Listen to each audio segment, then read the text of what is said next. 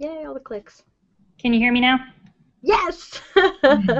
Oh god, that commercial will be with us forever.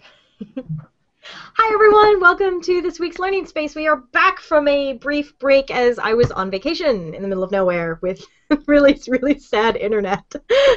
So I'm glad we didn't try and do a live show because the internet was really sad. I am one of your hosts here, Nicole Gugliucci. I'm postdoc with the CosmoQuest Citizen Science Project. Hello everybody, I missed you guys. Hi! And through the wall of stuff, I have Georgia, my co-host. Hey everybody. Georgia! So we are back. We have the same setup as usual. If you guys want to send us any questions or comments while we're on the air, please use the Google Plus Q&A app. If you are watching this somewhere while it's live on the video, at the bottom left there, it should say click to join the conversation. Or if you're watching YouTube, Google Plus, anywhere. So go to that Q&A app. We'll be watching that for comments. We have hellos from Nancy Graziano and from Thomas in Sweden, and from Michael.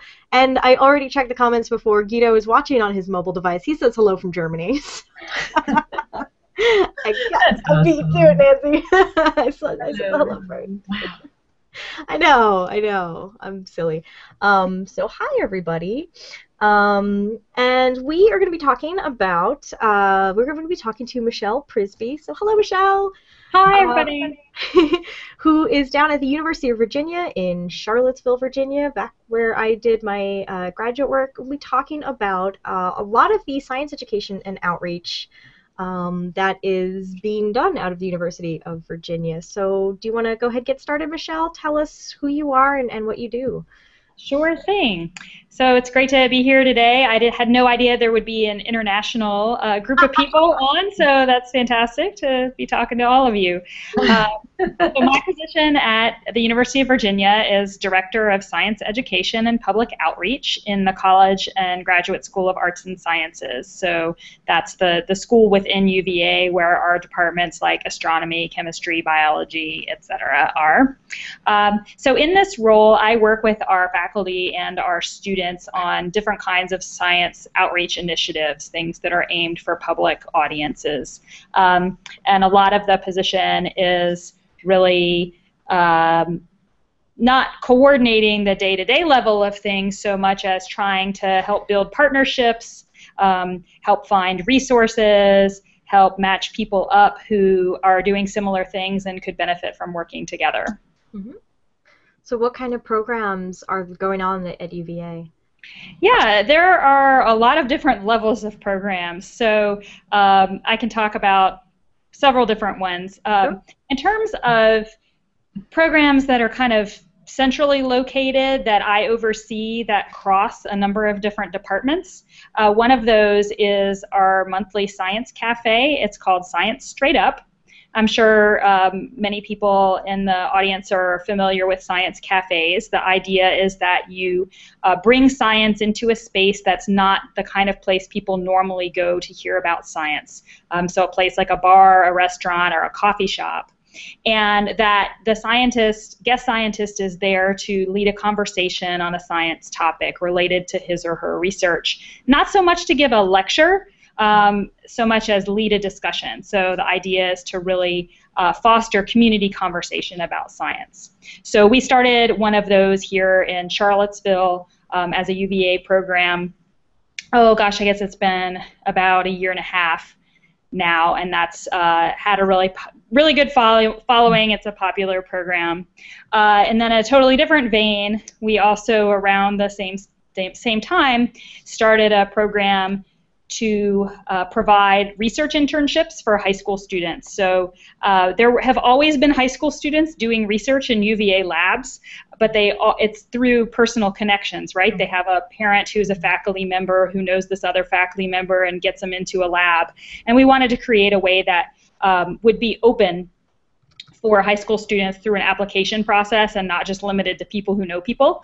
And then we can match those students up with faculty members who are willing to have high school students in their lab and oversee them doing independent research. So that program is called HOOSTER, which stands for High School Science, Technology, and Engineering Research.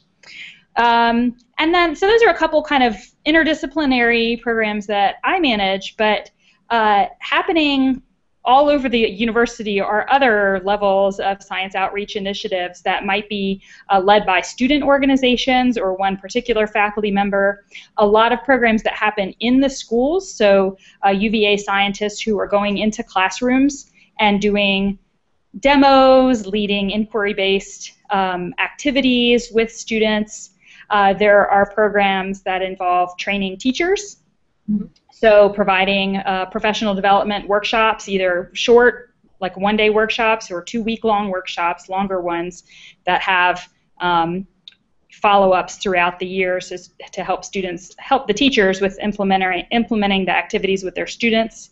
So yeah, it kind of runs the gamut.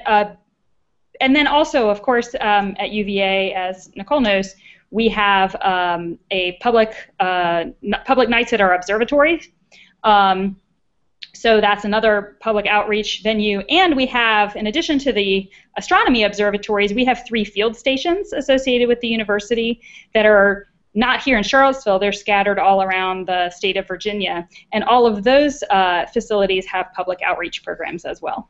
Oh, cool. What kind of field stations? So we have they're kind of all natural science based, so 2 are from the environmental sciences department. Mm-hmm. One is out on the eastern shore of Virginia, so it's kind of focused on coastal ecology. Mm-hmm. One is the Blandy Experimental Farm and State Arboretum.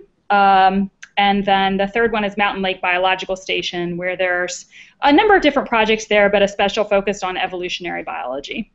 Cool, cool. Mm-hmm. Yeah, so the public nights at the University of Virginia are close to my heart. Right. It's from what I understand, the longest running public night at an observatory in the U.S. Really? Yeah, it's been going on for many decades. I don't know how many.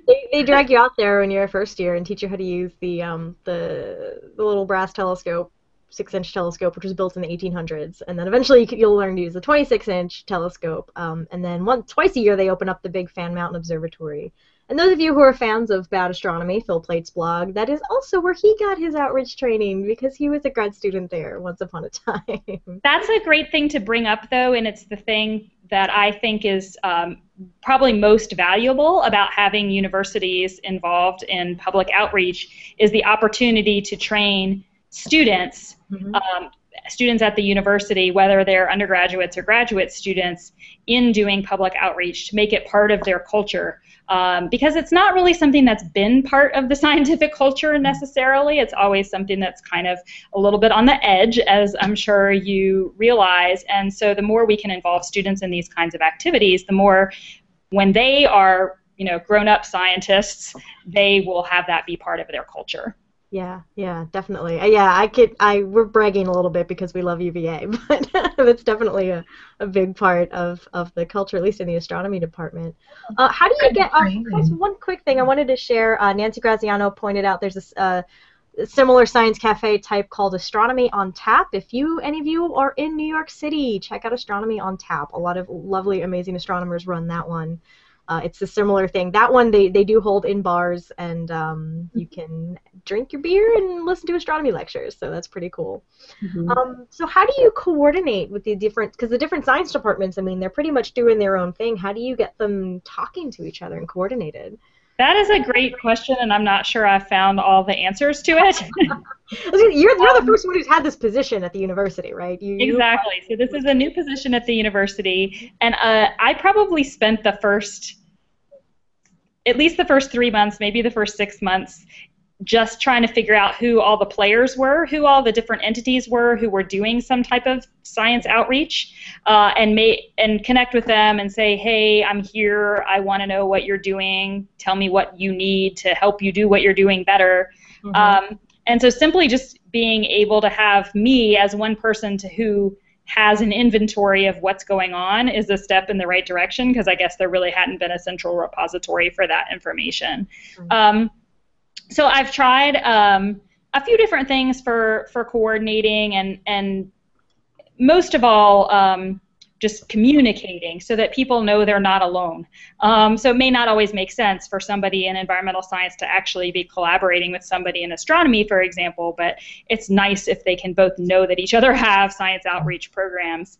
So I have a quarterly newsletter that I send out to mostly an internal UVA audience, plus some external entities as well, but I'm especially focused on getting people at the UVA to know what's going on. And then I also, for one semester, had brown bag lunches on a monthly basis and invited both students and faculty who were involved in these kinds of activities to just come and hang out in an informal way to talk about what they're doing. And then the third thing that I've tried to do, it's not necessarily about coordinating amongst these entities, but just in a way to support them centrally. I started a mini grants program for science outreach, so faculty and student teams can apply who are working on science outreach projects, and it was pretty broadly defined. It had to reach a public audience, and it had to involve both students and faculty from the College of Arts and Sciences, and other than that, it was pretty open. And so we've received applications for that, and that's helped get some new projects off the ground. It's helped me know about things that people were thinking about or doing a little bit, you know, bringing them up to a level where it can be something that they share with others. Sure. Cool. Can you talk a little bit more about maybe the student involvement? What do you see as in different departments, grad students getting involved? How are they getting involved, and what are they getting out of it? Yeah, that's it's pretty neat. So in some departments, as you alluded to with astronomy, it's really part of the student experience. So the students have to go and help out with public nights at the observatory, for example. In other cases, it's something that's by choice. So there are a lot of student clubs at UVA that include science outreach as some part of their activities. In some cases, it's the whole club. So, for example, we have a group called Chemistry Lead that's all made up of graduate students and some undergrads from the chemistry department. They go into local schools. They do a chemistry camp here at the university. They recently got a grant to do a teacher workshop, and that is a totally student-based organization that students just choose to participate in because they're interested. We also have, as we were talking about before, the Dark Skies, Bright Kids group in the astronomy department, and so that was originally started by a faculty member, Kelsey Johnson, who again recruited students to help out with doing these after-school astronomy clubs, as well as some other one-off activities. And again, students can choose to participate. But really, when I was doing that inventory of what's going on here, I went through the list of student organizations at UVA, which is something like 500 or more student organizations, and I wrote down and looked up any of them that might have science outreach as part of what they were doing, and then researched, okay, what are they all doing? And there are groups like the Society for Women Engineers. That is not, outreach isn't necessarily their total focus, but they do programs for girls in engineering to introduce them to engineering topics. They hold a weekend where they bring in high school girls to learn about what it's like to study engineering in college, for example. So really the students are doing a lot. Yeah, the CIO, it's the Contracted Independent Organization, is the system. It's you have to.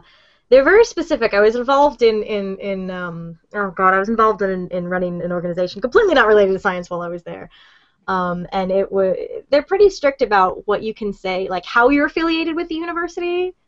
You're not a part of the university, but you're at the university. But it is completely student run, and they do get some funds from student council, I think. Yes, the university tries to make sure that they're not accepting the liability of the organization, basically. But many of them are working in collaboration with the department.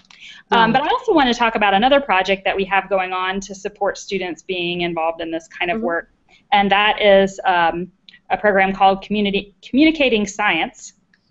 And it's a grant-funded program. We got money from the Jefferson Trust, which is an internal alumni organization here that supports the University of Virginia, to provide a series of training workshops for STEM students, especially graduate students, but also postdocs and undergraduates who are involved in science or engineering research. Series of training workshops for them on communicating science with the public. Different facets of that, including social media, including just kind of the basics of how do you craft a message for different kinds of public audiences, how do you understand your audience. We're going to have one that's focused on K-12 audiences and particularly communicating with kids about your research. And to do these workshops, we've been able to, through this grant funding, bring in organizations who are leaders in this field from all over the U.S. So while we have people who are doing this work at UVA, it's great to bring in people who are truly experts in the field to provide this training to our students. And then the second part of the project is to communicate to the students who are participating in these workshops all of the existing opportunities at UVA for practicing these skills, whether it's the public nights at the observatories, which, you know, I spoke with the organizer of that, and he said he'd be happy to have a student from chemistry or biology to come and speak at that. It doesn't have to just be students from astronomy. To all of the student organizations who are involved, so we're kind of just directing these students who are coming to the training to all these different opportunities. Very cool. That sounds like, yeah, I would have joined that in a heartbeat. Yeah, that sounds like awesome. What kind of response have you had? How many students do you get for that? Well, so we're going to have the workshop series is 4 workshops, and we've had 1 in the spring, and 3 will be in the upcoming school year. So the one we held in March, I think we had a keynote address that we probably had 70 students at, and then we had a more limited registration workshop that we probably had 45 students at, something like that. But a great thing is that 2 of the students who came to the workshop then were our guest scientists at one of our spring science cafes. So they got to directly practice what they had learned in the workshop by putting together their talks for this science cafe, and they did a really wonderful job. Oh, that's fantastic. Yeah, it's really important. So I had a question back at your cafes. How do you choose the topics and the scientists to do those presentations? Yeah, I worked with a couple faculty and a few students and a couple postdocs when we were first crafting this idea. And at the time, we made a list of some topics that we felt like were timely and would be of interest. The Higgs boson news had recently come out, so we wanted that one to be on the list, for example. And then so that drove some of the early ones. Then after that, I just looked to try to have a balance of topics, so not all focused in chemistry or not all focused in physics, to cover a lot of different scientists or science fields. I tried to think about what the audience was interested in, so we've done surveys at our science cafes to get feedback from the people who are attending on what topics they're interested in hearing about. Yeah. Some of it has been driven by people I've seen speak and I think would be really great in that kind of venue. And then there are some things that have been driven by special events. So we wanted to, I was approached by the folks at UVA who run Humanities Week, which you would think really would not have that much overlap with our Science Cafe. But what they really wanted to do was sponsor a jointly themed Science Cafe that would have a humanities take on science. And we ended up having a scientist come and talk who does research in why cultural effects of why people accept or do not accept medical advice. So this is very important. you're trying to implement a new medical thing, but people's culture, it doesn't match up with people's culture. So that was a really cool overlap between humanities and science. And then coming up in October, this is really pretty cool. We are having during a week of October, there's going to be the first ever Virginia Science Festival. So this will be a statewide thing with lots of different events happening. Nicole's so excited. I am. I'm going to move back there. It's good. It's good. So Virginia Science Festival is happening, and I think there are 4 or 5 science cafes across Virginia. We're all banding together to have our science cafes happen that week, and all on the same topic, which will be big data. Ooh, nice one. So pretty broad. We can interpret it in different ways. So that's going to be this coordinated effort that will drive that particular one. Very cool. Yeah, I see the humanities, the science straight up with the humanities twist. Yeah, there you go. I like that. That's such a great idea, though. It's just an interdisciplinary cafe. You know, that would be maybe the next step. You know. Right. It doesn't have to be. You know, a university could do something like that and have it not limited to science, but you know, there's certainly, I can speak for the science. There's certainly an audience out there, probably in any community, who is interested in getting together to talk about science. And typically at our science cafe, we usually have a turnout of an average of 50 people, and that pretty much filled the venue that we were at. Mm-hmm. And you know, it varied around that number, but that's the average. And about 2/3 of those people were not working or studying in a science field. So the other third were people who maybe had some association with the university or were working as scientists at another organization, and then 2/3 not. What kind of feedback have you gotten from the community from either this program or the other programs that you've been overseeing? Yeah, I think I've been really pleased for the Science Cafe at the community support for that. We just have great turnout. Like I said, it typically fills the venue, have, you know, hundreds of people on the mailing list, so there have been a large number of people who have come to one or more events. And for the high school research program, also really good feedback, especially from teachers who recognize that this could be a great opportunity to share with their students. And then I hear all the time from teachers, local teachers, that they want ways to connect with the university. So they're appreciative of opportunities for professional development, groups that can come to their classrooms, and other ways that they can connect with the university. Sure. And it's not just stuff that's in town. There's a lot of outreach to the rural parts too, as well, because Charlottesville's, right in the center of Virginia. Yeah. So we, some of those programs do reach beyond our little community of Charlottesville. And like I mentioned, we've got the field stations that are in totally different parts of the state. So Blandy Experimental Farm, for example, has a very strong school program where they have hundreds of school kids who come to their site for hands-on learning. And that's reaching a really different audience than we reach here in Charlottesville. Same thing on the Eastern Shore. They actually have had, at our field station on the Eastern Shore, a high school research internship program in the summers, similar to the one that we have here on grounds at UVA.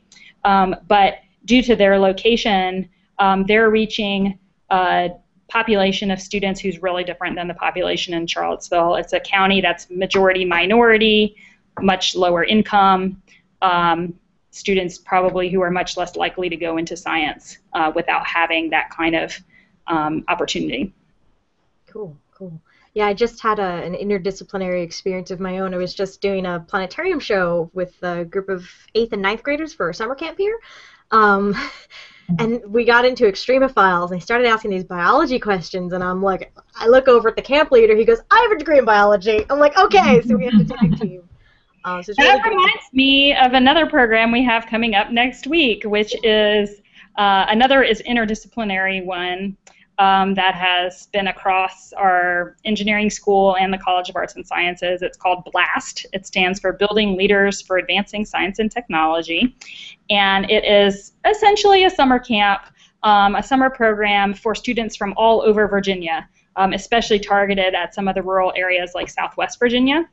And they will come to UVA, we had it last summer, we have it again this summer. They come to UVA and do hands-on activities in science and engineering. For example, they will have an activity where they build a mock Mars rover that they then deploy kind of on Mars. They deploy it in a place they can't see it, and are operating it through video, and they have to accomplish different challenges as they go along. They have another project where they build a solar car that has to be able to tow a weight.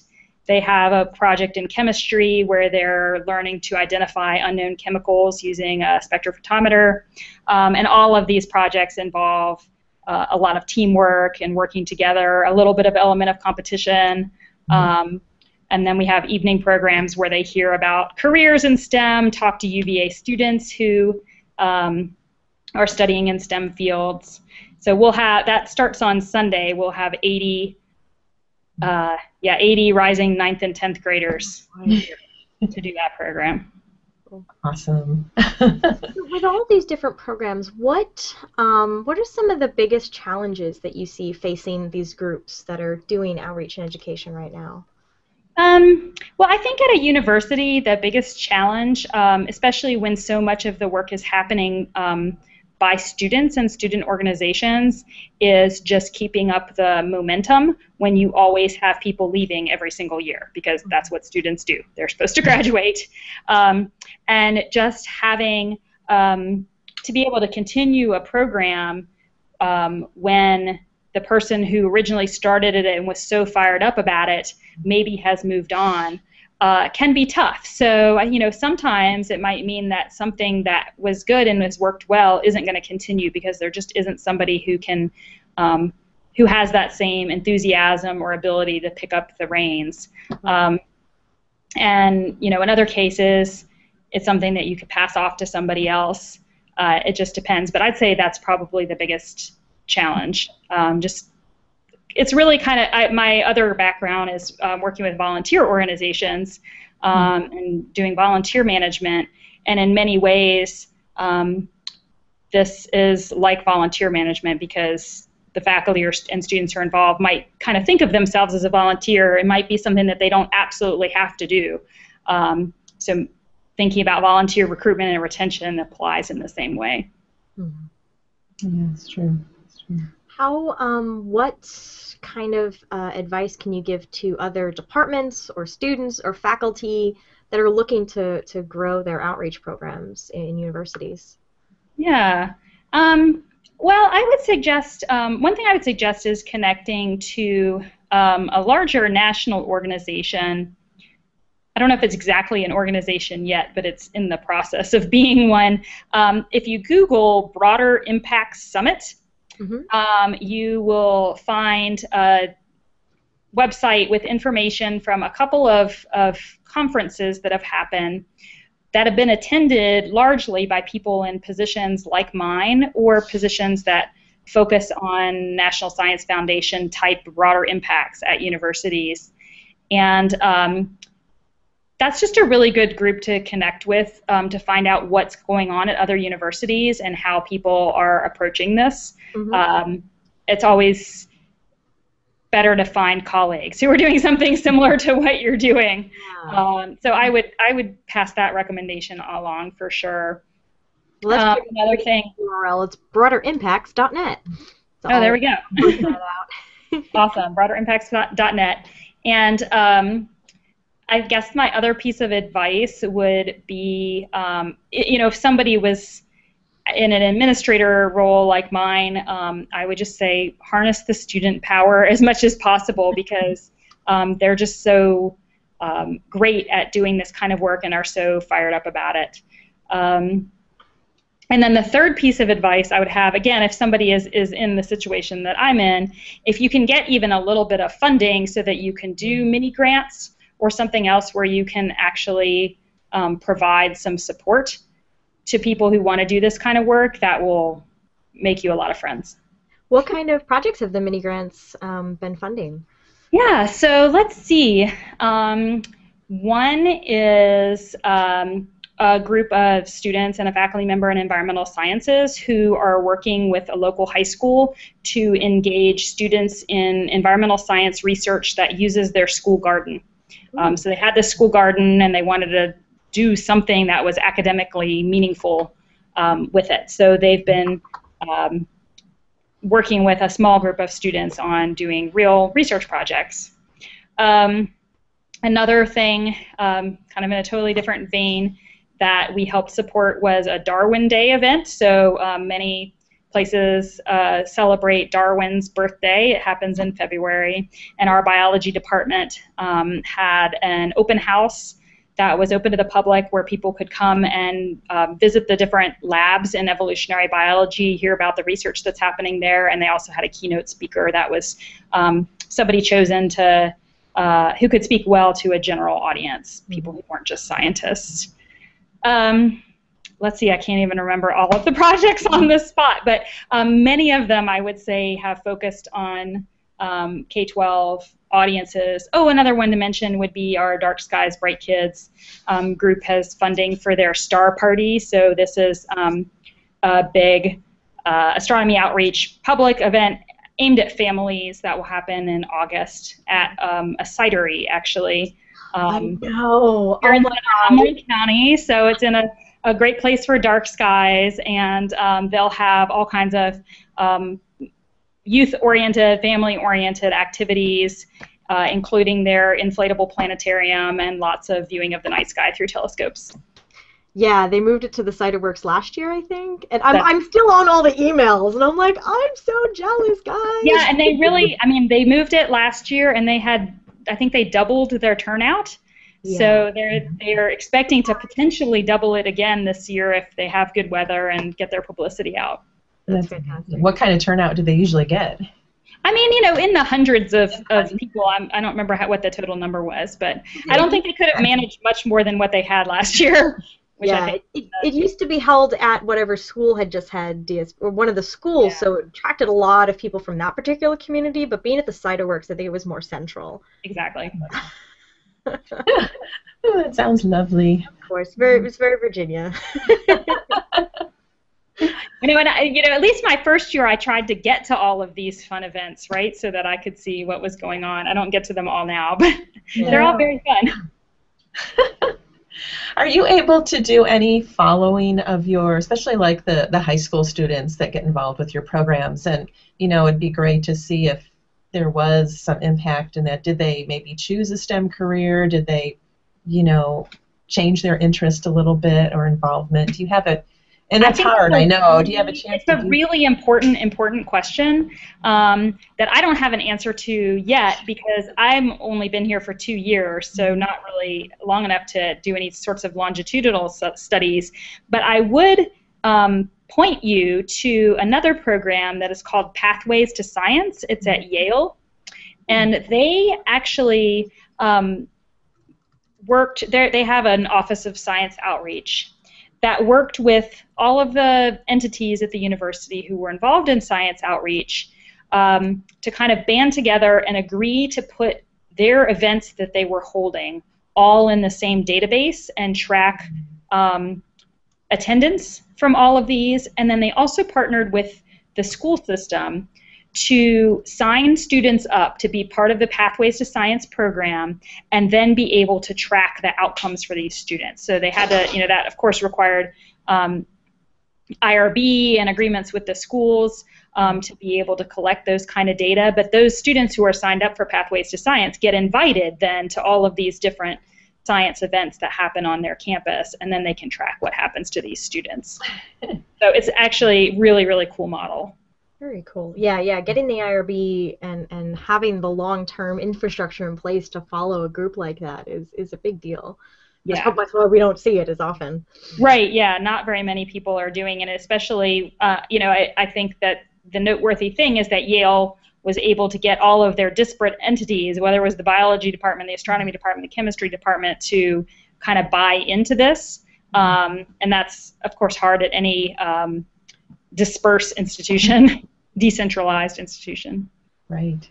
Sure. But yeah, that's definitely something I think more institutions should consider. Cool. I had another question, but it flitted away from my brain again. It was related, but that's fine. I'm going to remind everybody if you have any questions or comments, you can use the Q&A app. Nancy asks, have you had any former participants move on to be part of the outreach presentation or more professional team? Yeah, I not to my knowledge, but this position hasn't existed for very long. It's only been 2 years. So I will say, in that general vein, although we weren't responsible for this exactly, the Mars rover activity that I was talking about before with the blast camp is actually run by the robotics team from one of the local high schools.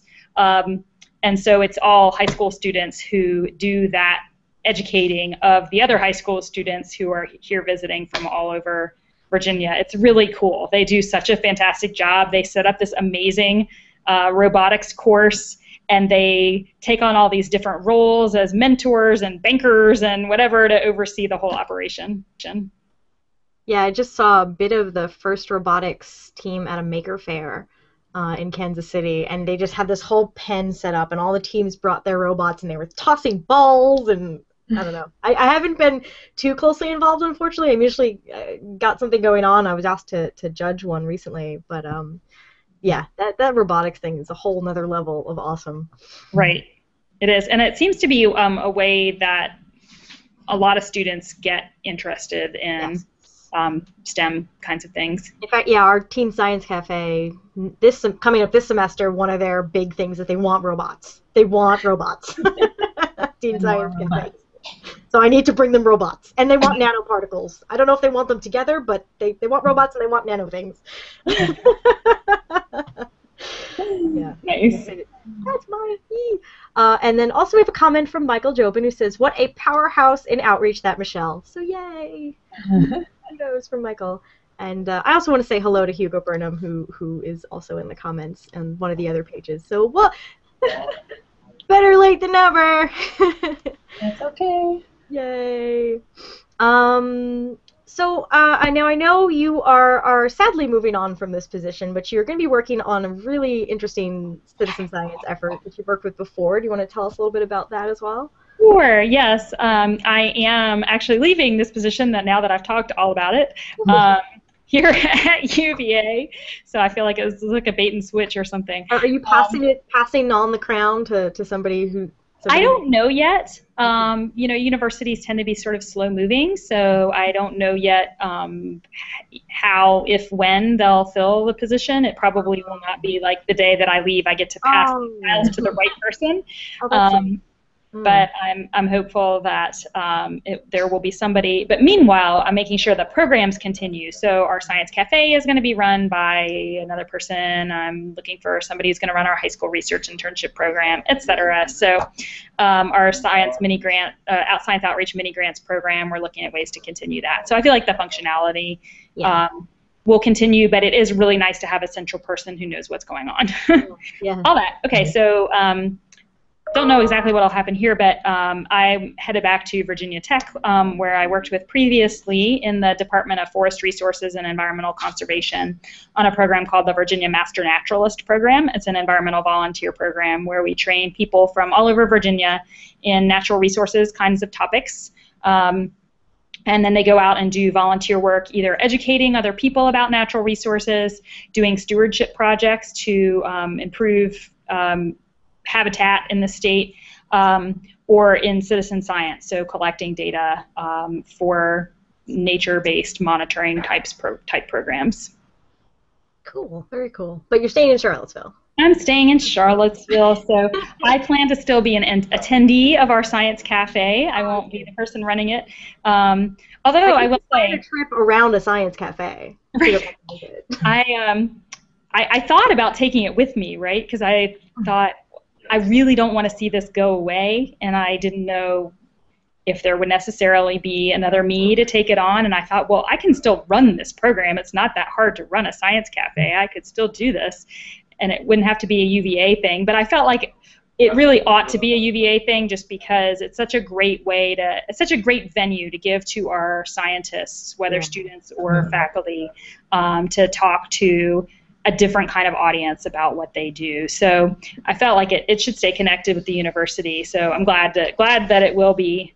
But all that to say that there are science cafes that are run not through an organization like a university, just independently through people who want to foster dialogue about science in their own community. So I'd really encourage people, if your community doesn't have a science cafe, you can start one, and it doesn't have to be an institutional kind of thing.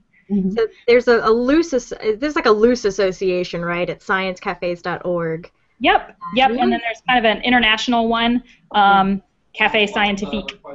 Café Scientifique, that's right. So yeah, so there are resources to help you get started, or find one near you that you just never heard of. Yeah, a lot of them just spur out of meetup groups, kind of. Yeah. But it's good to have somebody driving. It's good to have somebody driving who's passionate about it. Yeah. Oh, yeah. So yeah, sciencecafes.org, I think, is where you can find them in the U.S. And then I don't know if there's a separate site, because that one's sponsored by the NSF. But yeah, Café Scientifique. Don't ask me to spell that. That's for the international version. That one, Café Scientifique, has a listserv also that is a good place for posting questions if you run a science cafe and want to talk to other people. Somebody recently sent something out on the listserv asking for examples of people having a science cafe associated with a sci-fi movie. So like a current sci-fi movie that's out, and having somebody speak beforehand or lead a discussion beforehand or afterwards, and they had some good responses from institutions or science cafes that do that kind of thing. So it's a good place for resources. That's totally the way to do it. They do that for First Fridays at the Science Center in St. Louis here. Oh, nice. Sci-fi theme. They'll show the movie, free tickets for the movie, and then they have a whole bunch of other activities that are located around it. So if you're in our area, this week they're doing one on the search for extraterrestrial life, and CosmoQuest will be there. So, and hopefully they'll bring the tardigrades out too. I'm so excited. Oh, I do love tardigrades. I know. They actually, like anywhere there's wet moss, apparently there's tardigrades. So they put wet moss in a petri dish, and you can see them in the microscope. In my previous job, I worked at an environmental education center in Great Smoky Mountains National Park as the citizen science director, and so I worked with the park on all kinds of different research projects that we could involve the public and students in, and one of those was collecting tardigrades. Nice. I love it. So yeah, sciencecafes.org is kind of the help you network nationally, and then teensciencecafe.org, shameless plug, I'm going to start working for them soon, is some of the middle school to high school level that are being set up around the country as well. So fabulous. Yeah, I'm excited. I got to speak for one of them last year, which was really cool, and then. They actually train the scientists on how to speak. Yeah, I was going to ask, how do you find scientists? What do you look for in speakers? Who do you know is going to be good for these kinds of things? So I will say first that I consider our science cafe to be a fairly low-risk situation. So if we bring in a scientist who turns out to be kind of a dud, it's like, oh, well, so that wasn't a good use of somebody's hour of time. But we didn't pay them. Yeah. We're not paying our venue. You know, it's okay. So I actually think it's like a good test ground for trying out a scientist before putting them into some other public outreach situations. Okay. But that said, I mostly just really try to communicate well about what we're looking for.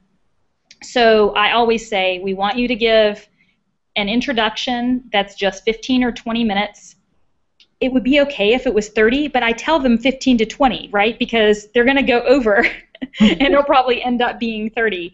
And I really try to emphasize that it should not be a public lecture. We don't let them use PowerPoint, so that already puts people in a different zone, and solves a lot of problems before they could happen, I suppose. And then I, ask them to tell me a little bit about their topic, so that I kind of have a sense for what they might talk about. And then the other thing that we do as sort of prep work is we have our local radio station interview them the week before, early in the week before the Science Cafe. So they get a little practice just talking to somebody about their research, kind of a preview. What's that? Which station? WTW. Okay. They get a little practice talking to somebody, get a sense for some of the questions that the audience might ask them. And I got that idea from a science cafe down in Georgia, I think. Nice. That's a great idea. Vetting your science is a good idea. It's pretty low risk if you're putting them out there once for an hour. Yeah, it is. We haven't had anything that I would say was a disaster. Not one. We've had some that were livelier than others, but some of the ones that were one person's favorite were somebody else's least favorite, and vice versa. So I think if you have a diverse array of topics, then it'll probably work out. So it's okay. Speaking of potential disasters, Michael Jobin asks, do you ever have people at these events that confuse bad science or pseudoscience with normal science in any of these situations? Yeah, so, we definitely get some questions at the science cafes that are, I would say they're confusing bad science or pseudoscience. It's just they have questions that definitely let on their personal biases. We've had a few medical-related science cafes and had people talking about vaccines and concerns about vaccines that aren't necessarily scientifically founded. Yeah, you definitely get that in Charlottesville. Yeah, for example. On the other hand, I think the science cafe that we had that was the Joint Humanities one really showed us to think about people's culture and where they're coming from as being part of the mix. So we can give them the correct scientific information, but should be respectful of their perspectives coming from a cultural way of looking at it. Another medical one that came up at our last one, our last one was about microflora in your gut, so gut bacteria.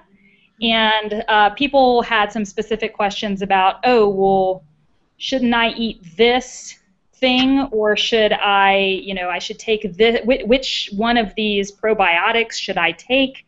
And our scientists were really great about explaining that the science isn't there yet. We actually don't know which of these microbe species are the best. We think we know that a diverse mix is good, but we don't know that this particular species is going to have this particular effect in most cases. So, advice to, there we go. Advice to take this one particular species or try to increase this one particular species, the science just isn't backing it up yet because we're not there yet. More research needs to be done. Right. No, I love that graphic. I don't know. Amazing. It is. That's beautiful. And that just kind of goes up all over town, right? Yep, we use it electronically and then also on posters around town. That's so cool. So what do your scientists think about their experience? Do you talk to them afterwards, and what kind of reactions? Was it, what they expected, or some of them are like, never again, or some, sign me up, I want to do it again? Some of them have kept coming as audience members, so I take that to be a pretty good sign.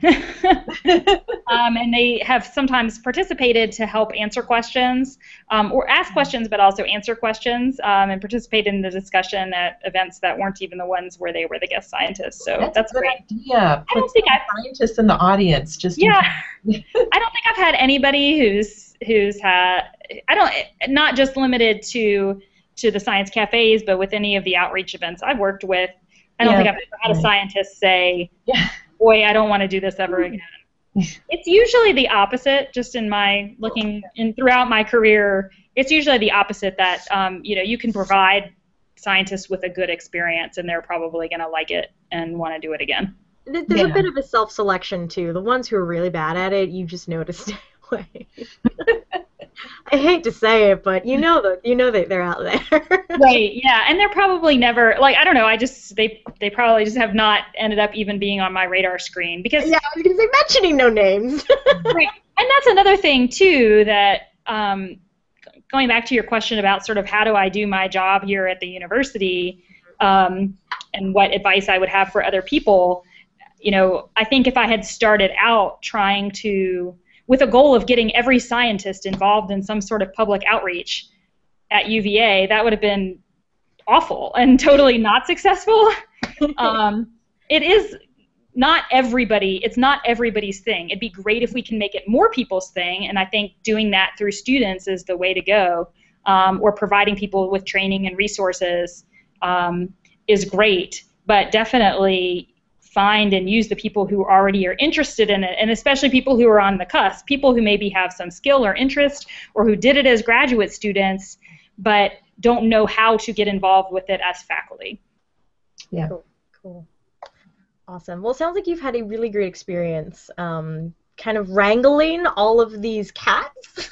It's been fun. It's been fun. I will say the yeah, it's been interesting, and working with students has definitely been my favorite part because I just think their energy is so infectious, and I'm really glad to see them going out and, again, like I said, changing the culture of science so that public outreach is more of something that people do. Yeah, Kelsey used to say, like, all you gotta do is give them, you know, give grad students a few donuts, and they will just rule the world. Right. Feed us at those weekly DSPK meetings, and then everything would happen.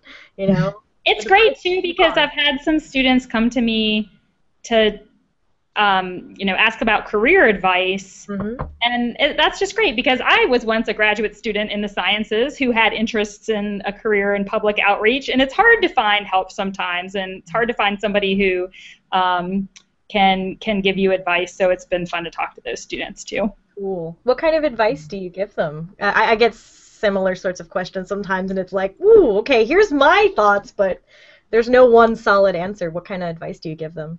Yeah, I mean, again, yeah, I don't think I have one solid answer, but I just encourage them to not be afraid to take the time to do side projects that are public outreach related. I mean, that's what I would definitely tell graduate students.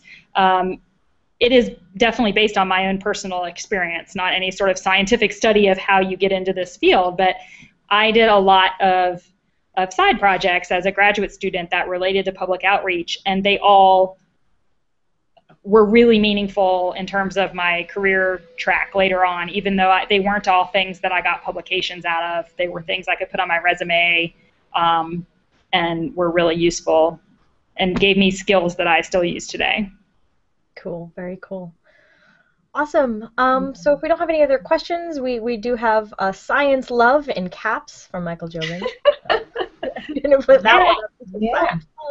And something about dueling science, which I missed what that was in reference to, but okay, dueling science. So yeah, I want to thank you, Michelle, so much for coming on the show and talking with us and sharing with us. I know you just finished an office move and doing all the things, so. No, yes, hence the very blank wall behind me. I'm in a brand new office, but I enjoyed this so very much, and I really thank you for inviting me to do it. And I will miss your emails, because I think I get the quarterly newsletter through DSPK still. I don't know. Good. Okay. Great. So hopefully all of that great stuff will continue. I know Science Straight Up will. So definitely keep an eye out on that. And if you come back to Charlottesville, come to our Science Cafe. Totally want to do that. Yeah. So look up a science cafe near you. It's a really great thing, and see about starting one near you if there isn't one. Yeah. Or you know, when you go to travel and you're looking at things to do in the city that you're visiting, why not see when their science cafe is? There you go. So thank you so much, and thank you everyone for coming back this week after vacation time.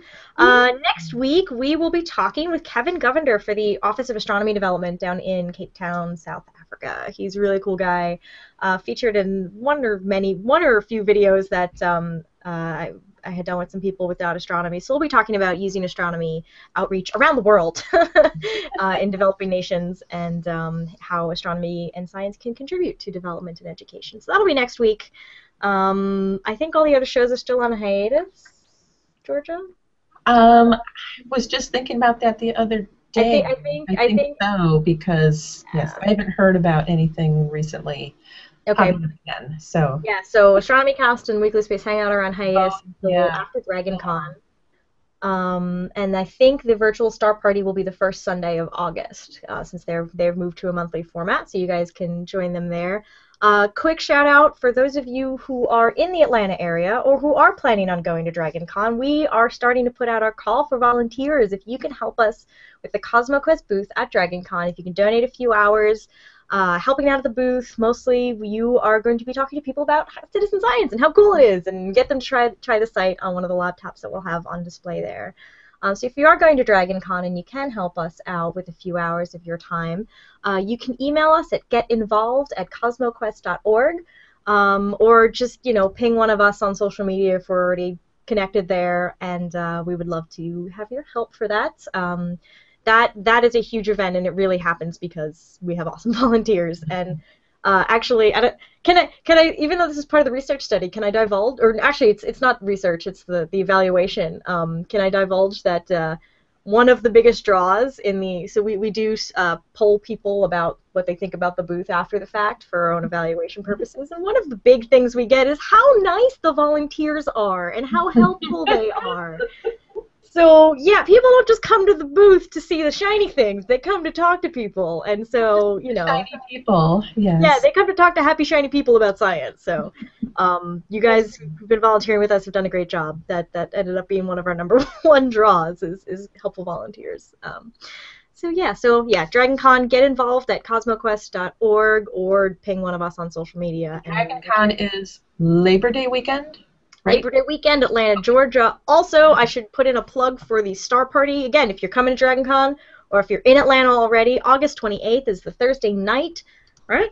August 28th is the Thursday night before DragonCon starts at Emory University. Go to atlantastarparty.org.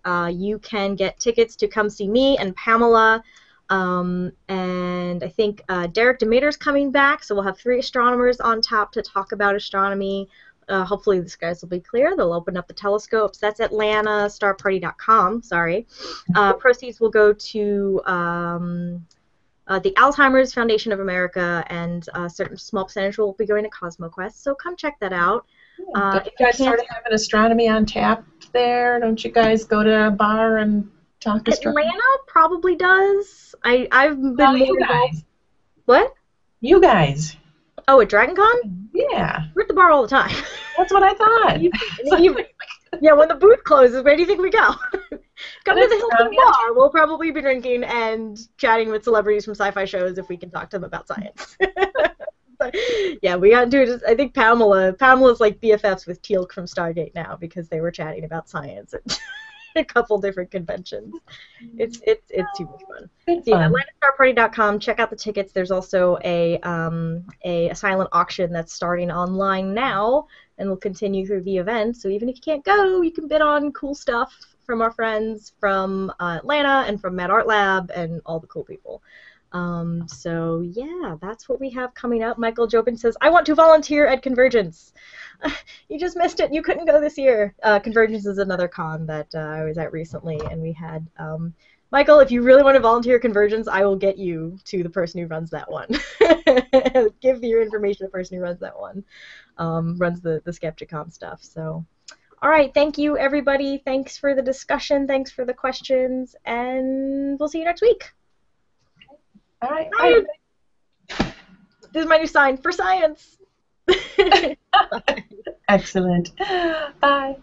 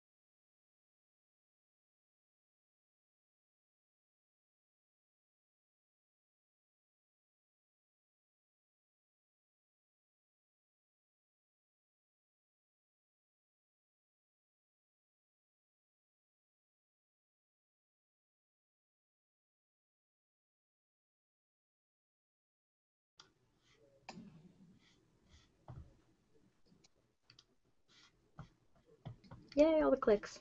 Can you hear me now? Yes! Oh god, that commercial will be with us forever.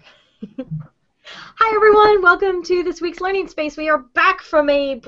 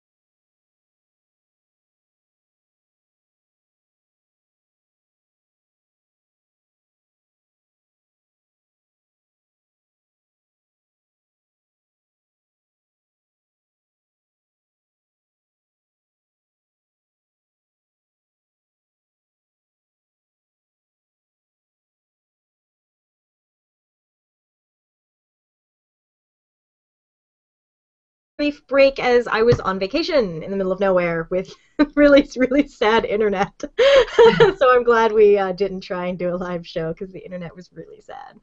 I am one of your hosts here, Nicole Gugliucci. I'm postdoc with the CosmoQuest Citizen Science Project. Hello, everybody. I missed you guys. Hi. And through the wall of stuff, I have Georgia, my co-host. Hey, everybody. Georgia. So we are back. We have the same setup as usual. If you guys want to send us any questions or comments while we're on the air, please use the Google Plus Q&A app. If you're watching this somewhere while it's live on the video, at the bottom left there, it should say click to join the conversation. Or if you're watching YouTube, Google Plus, anywhere. So go to that Q&A app. We'll be watching that for comments. We have hellos from Nancy Graziano and from Thomas in Sweden, and from Michael. And I already checked the comments before. Guido is watching on his mobile device. He says hello from Germany. I beat you to it, Nancy. I said hello first. Wow. I know. I'm silly. So hi, everybody. And we